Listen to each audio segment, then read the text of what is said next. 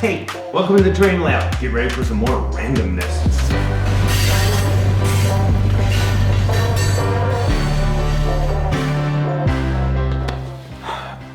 Hey, this is Don from the Nearly Historical Railroad channel. And I just told Jim I'm gonna start talking without really knowing what I'm saying yet. Haven't thought it through, but, so this is what's gonna happen.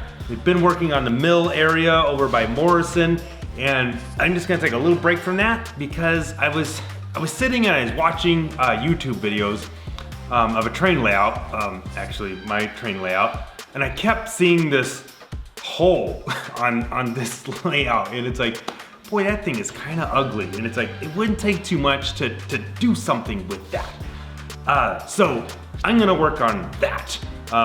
And one thing you know about my videos, our videos, is we're kind of random. We just kind of, there's so many different things to work on. You just kind of pick and choose, like, oh, today we'll work on this, so whatever, you know, get used to it. So, all right, I'm gonna show you what I'm talking about over there. What you need to know is this edge of the layout, when it was in the original room that it was built in, that was against a wall. That was the end of the room right here. In addition to that edge, this whole back edge right here of this layout, that was the back wall of the room. So there was nothing past this. You cannot walk back here or anything. They had an access point right here. Now, let me show you from the front. So this is the view from the front of the layout if you're looking towards the back room. That access hole is right there. You can't see it. You can't see it from anywhere. So it wasn't a problem that it was just a piece of wood. Well, I had been working on this mill in the Morrison area, and I was watching the videos about that, and I just kept seeing this. And it's like, really? That wouldn't be that hard to fix up. So again, being kind of random, I'm gonna switch gears because I can do that. And I'm gonna work on this area. I have a plan, several plans in fact, but we're gonna do one plan. And well, we're just gonna go with that. All right, here we go. Okay, so you're pretty quickly gonna figure out what I'm going to do. Scale ruler, my dad and Jim is here. They're both laughing at me.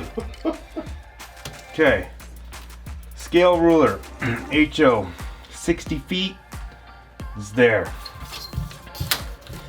60 feet, 60 feet is there.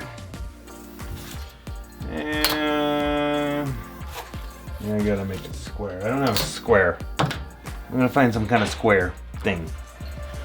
Jim just gave me something square. Doesn't need to be exact right now.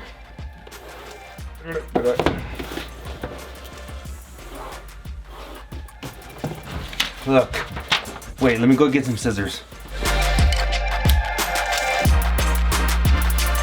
Making a template. There it is, an HO scale, 60 foot square. Wait, no, it's not a square. Check this out. Just like magic, we can turn it into a diamond. Now, watch this part. Home plate. First base, second base, third base. And somewhere in here, the pitcher's mound.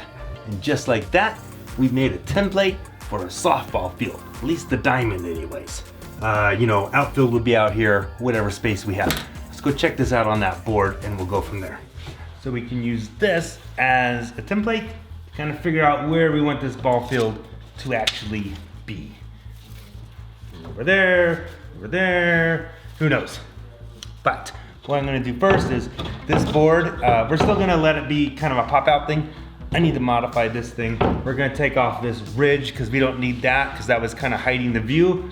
I'm gonna take that off and we'll just make this track like it's on a fill right here.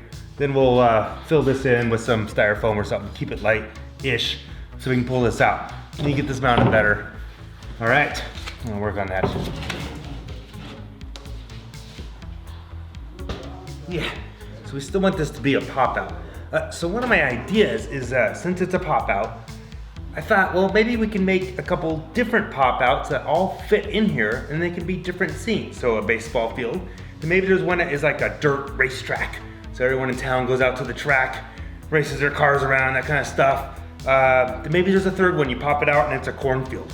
You know, you could like change out the scenery there if you wanted to then.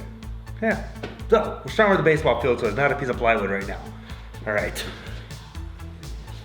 So there's one little piece here that plywood rests on, and then it kind of slid in there. You can't slide in there anymore, so I'm gonna take this off, add some other pieces for that plywood to rest on.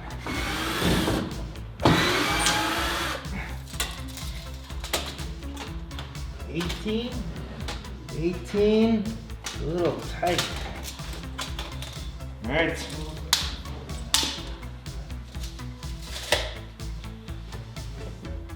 Look at that. Okay, got that cut. So while we're cutting stuff, I think I'll cut this thing down to size also. Whoa. Working on getting the height of these little holders correct. Don't want this piece to move up and down at all.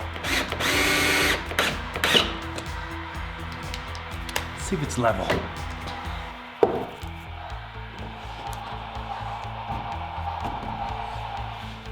Okay, that should give us a pretty level playing field for the baseball field. Right.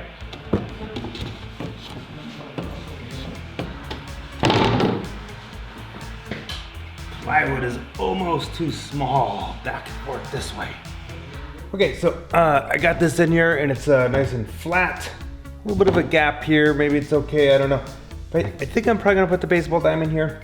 Next is to cut up some styrofoam and kind of shape this, and I need to tear this off. But I decided not to yet, because like I said earlier, that's blocking this nice, ugly view out there. So it's kind of, we're having an open house coming up next weekend. This video will actually probably be out after that. But got an open house, and I don't want to tear that up right now because it's gonna look ugly. I don't think I'm gonna have time to finish it before the open house. So frankly, I kind of stopped working on that. We had a couple of other little issues that we had to sort out. We're like ran stuff to make sure everything is running for the open house, whatnot. And let me show you this. This is really cool. Now that our turnout, our little Y turnout back over there is working, I can actually get up to this reverse loop up here now. So I've been running tests. I ran the train through this reverse loop, and what's neat, so this is the narrow gauge, is it goes all the way around, and it goes all the way around to a reverse loop inside that mountain there. Let's go over there. So it goes into this reverse loop here. Goes in here and comes out, or in and out, depending which way it goes. So it goes through there. So you can go between the two loops, and while it does that, it traverses, you know, this part of the narrow gauge layout. And it goes up our hill here. This is a Kenosha grade. So it goes up that hill. And I haven't run that run in a very long time. So I wanted to test it, see if it worked. But, where did that go? Yeah. So, this, yeah, hold on. So I was running it through here. This is one of the turnouts I built, and through this, and then I got here and there was like no power. So I was like, what is up with that? And then I noticed that this little paper was right here, and it says HON3 rail, no power. I think I put this up like months and months ago.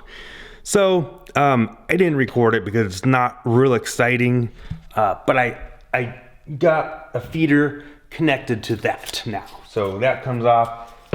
I had to add another feeder in over here also. I mean, we did this stuff a long time ago, but apparently we got sidetracked. Imagine that. Got onto something else and didn't do all the feeders. So over here also, let me just point this out real quick. So this is the really cool area where the narrow gauge and the standard gauge magically come together with this. However, this rail had no power, needed a feeder. So I added a feeder there and there, just because there should be one there. And also this frog, I am using a frog juicer kind of thingy, and that we never really hooked back up since we moved this.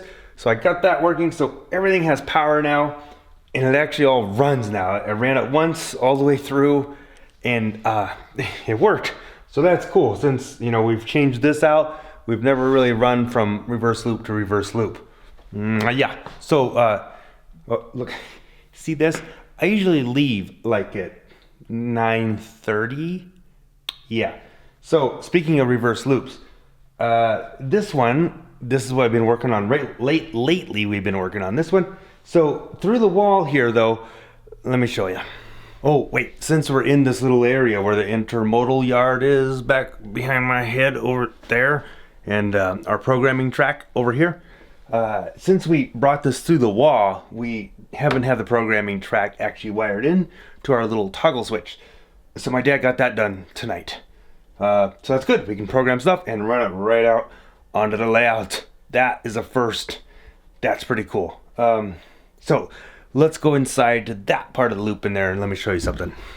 Okay, so this is our kind of secret little room. So we had this, this is an old Atlas curved turnout that we're trying to use in this spot right here, but it's too sharp. Pretty much everything was having problems going over it. So my dad we decided to take it out. It would have been cool to have this siding go all the way through here, but it's not going to. That's fine, don't have to. So we're gonna take that out so that things work better for the show. That's fine. We do have a curved one here. That's a bigger radius. That works fine. We're gonna keep that one so we can get into the sawmill here. We'll just have a little stub track or whatever you call it, I don't know, so that we can shuffle cars around. All right. Wow, so at the beginning of the video, I said we're not going to work on the mill over there, but we're gonna work on his little baseball field. So we made a little progress on that, but then we changed it up again. And we thought we should probably make sure things are running and whatnot, get things ready for our train show. So, oh, another thing we kind of did too is we did actually run stuff through the new reverse loop all the way around the entire room, all the way to that loop and back. And that actually worked, except for that one little turnout issue I was talking about in there. All right, well, this is random stuff. So, whatever. Maybe we'll be more organized later, but what fun would that be? So anyways, this is Don, near the Historical Railroad channel. Jim came by, my dad, Don, was here, and you know, subscribe, like the videos, all that type of stuff, and we will see you next time. And I'm not gonna tell you what we're doing next time because I have no idea. And even if I did tell you what we were doing next time, it's probably gonna change. So, all right, we'll see ya.